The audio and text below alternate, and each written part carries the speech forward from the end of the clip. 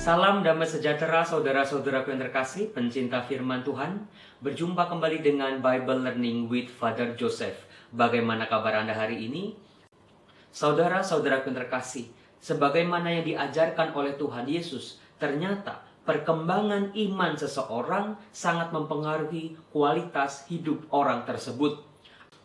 Dalam kitab suci, khususnya dalam kisah-kisah setelah kebangkitan Yesus, kita bisa mengenal satu pribadi yang sangat luar biasa yang bernama Maria Magdalena.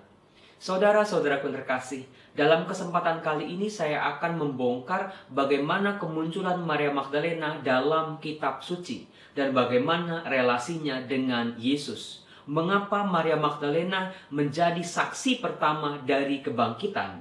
Ada apa antara Yesus dengan Maria Magdalena? Mari kita bahas saudara-saudara. Kemunculan Maria Magdalena dalam kitab suci sungguh sangat menarik. Mengapa? Karena Maria Magdalena muncul dalam 4 Injil sekaligus, Matius, Markus, Lukas, dan Yohanes.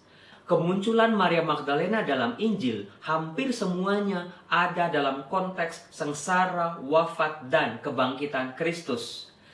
Kemunculan pertama Maria Magdalena dalam Injil bisa kita lihat dalam Injil Matius bab 27 ayat 55 dan 56. Di sana dikatakan begini.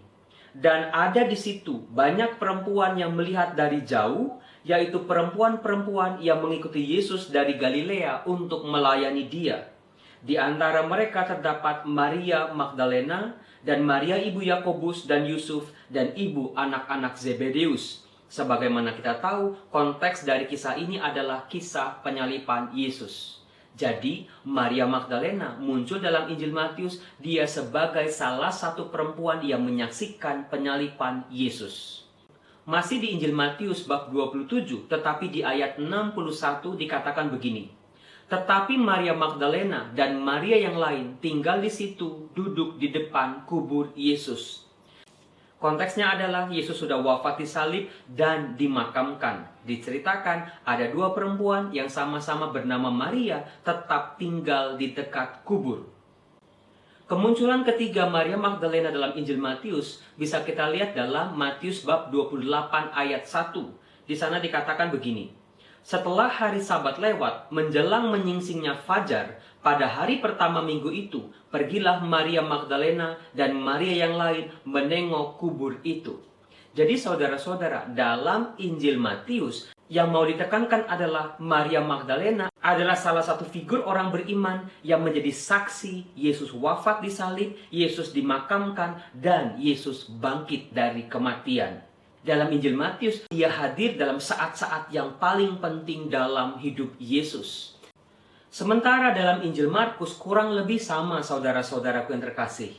Dalam Markus bab 15 ayat 40 dikatakan begini. Ada juga beberapa perempuan yang melihat dari jauh, di antaranya Maria Magdalena, Maria ibu Yakobus muda, dan Yoses, serta Salome. Konteksnya sama seperti Injil Matius, yaitu kemunculan Maria Magdalena dalam Injil Markus pertama-tama pada saat penyalipan Yesus. Maria Magdalena menyaksikan sengsara Yesus dan wafat Yesus di salib. Kemunculan kedua Maria Magdalena dalam Injil Markus, yaitu di Markus bab 15 ayat 47 disebutkan, Maria Magdalena dan Maria ibu Yoses melihat di mana Yesus dibaringkan. Jadi, 2 perempuan ini adalah saksi mata betapa Yesus wafat di salib dan di mana makamnya, bagaimana Yesus dimakamkan. Maria Magdalena adalah saksi dari semuanya itu. Kemunculan Maria Magdalena berikut dalam Injil Markus lagi-lagi ada dalam konteks kebangkitan Yesus. Di Markus bab 16 ayat 1 dikatakan, setelah lewat hari Sabat, Maria Magdalena dan Maria ibu Yakobus serta Salome membeli rempah-rempah untuk pergi ke kubur dan meminyaki Yesus. Konteksnya di sini adalah Maria Magdalena bersama perempuan yang lain pagi-pagi benar pergi ke makam Yesus dengan membawa aneka macam rempah untuk mengurapi Yesus. Lalu kemunculan Maria Magdalena dalam Injil Markus juga bisa kita lihat bagaimana Injil Markus meringkaskan kisah kebangkitan Yesus yang bisa kita temukan dalam Markus bab 16 ayat 9. Dikatakan, Setelah Yesus bangkit pagi-pagi pada hari Minggu itu, ia mula-mula menampakkan dirinya kepada Maria Magdalena. Jadi saudara-saudara, di sini Markus mempunyai sudut pandang yang kurang lebih sama dengan Injil Matius. Bagaimana Maria Magdalena adalah saksi dari penyaliban dan wafat Yesus disalib, Yesus dimakamkan, dan juga Yesus bangkit dan menampakkan diri. Sementara Injil Lukas memberikan sebuah dimensi yang lebih luas lagi. Kemunculan Maria Magdalena dalam Lukas bab 8 memberikan kita sebuah gambaran yang luar biasa tentang siapa dirinya.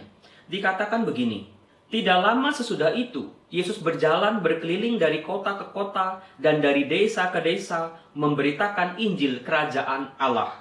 Ke-12 muridnya bersama-sama dengan dia, dan juga beberapa orang perempuan yang telah disembuhkan dari roh-roh jahat atau berbagai penyakit, yaitu Maria yang disebut Magdalena, yang telah dibebaskan dari 7 roh jahat.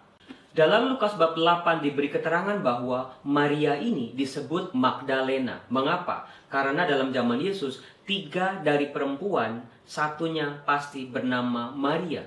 Jadi ada begitu banyak nama Maria. Untuk bisa membedakan Maria yang mana, seringkali mereka dipanggil dengan nama sebutan. Disebut di sini Magdalena, yang artinya Maria dari Magdala.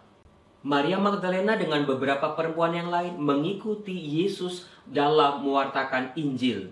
Perempuan-perempuan ini telah ditolong oleh Yesus dengan diusir roh jahat dari mereka dan disembuhkan dari berbagai penyakit. Untuk Maria Magdalena diberi sebuah keterangan bahwa dia dibebaskan dari 7 roh jahat. Saudara-saudara yang terkasih, angka 7 adalah angka spesial.